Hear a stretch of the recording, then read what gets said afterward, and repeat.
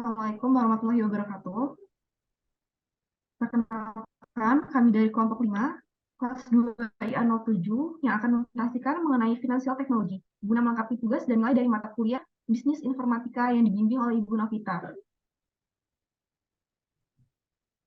Kita adalah anggota dari kelompok kami, yaitu kelompok 5. Ada Aldra, Arinda Abra, Arya Duta, saya sendiri, Familia, dan ada Rizky Eka. Pada materi kali ini kita akan membahas mengenai finansial teknologi dan terdapat beberapa submateri yang akan kita bahas dalam materi kali ini. Yang pertama ada definisi dari vintage itu sendiri, manfaatnya, serta jenis-jenis vintage, peran vintage dalam suatu sistem pembayaran, benefit atau keuntungan dari vintage itu sendiri, serta contoh platform pada vintage.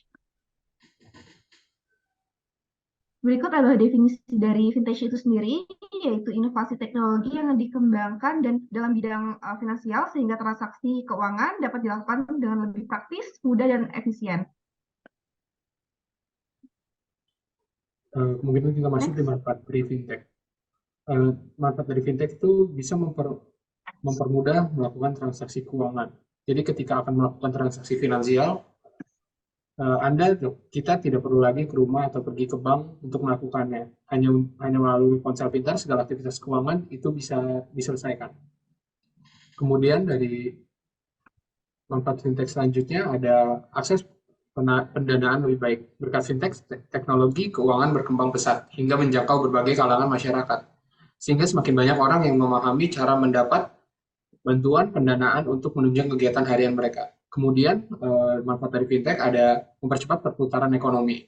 Akses keuangan dan kemudahan bertransaksi mendorong arus perputaran ekonomi semakin cepat dan praktis. Kemudian fintech itu membantu pelaku usaha untuk mendapatkan modal dengan bunga rendah melalui pinjaman online sebagai produk fintech.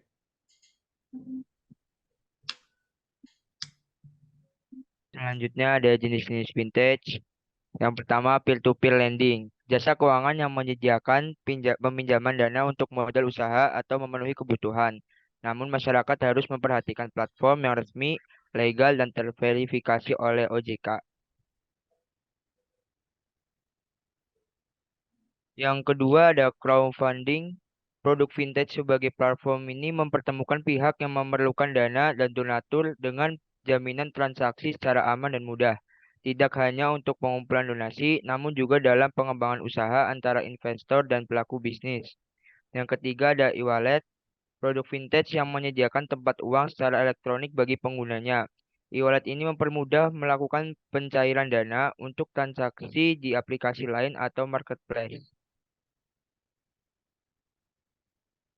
Yang keempat ada investasi. Seiring berkembangnya vintage, investasi bermigrasi melalui aplikasi online, sehingga investor akan lebih mudah menanamkan modalnya dan membeli saham. Yang kelima ada payment gateway, sistem vintage yang melakukan otorisasi pembayaran melalui transaksi online.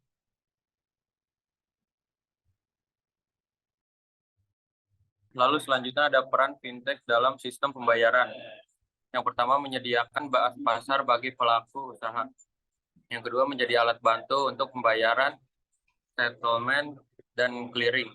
Yang ketiga membantu pelaksanaan investasi yang lebih efisien. Yang keempat mitigasi risiko dari sistem pembayaran yang konvensional.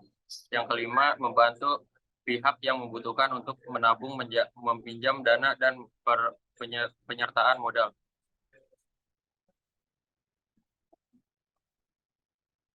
Lalu di sini ada benefit of fintech. Bagi konsumen, yang pertama mendapatkan layanan lebih baik, yang kedua pilihan yang lebih banyak, yang ketiga harga atau biaya yang lebih terjangkau. Bagi pemain fintech atau pedagang produk atau jasa, yang pertama menyederhanakan rantai transaksi, yang kedua menekan biaya operasional dan biaya modal, yang ketiga membekukan alur informasi. Lalu bagi suatu negara, satu mendorong transmisi kebijakan ekonomi, yang kedua meningkatkan kecepatan perputaran uang sehingga meningkatkan ekonomi masyarakat, yang ketiga mendorong strategi keuangan untuk suatu negara, contohnya SKNI atau Strategi Nasional Keuangan Inklusif di Indonesia.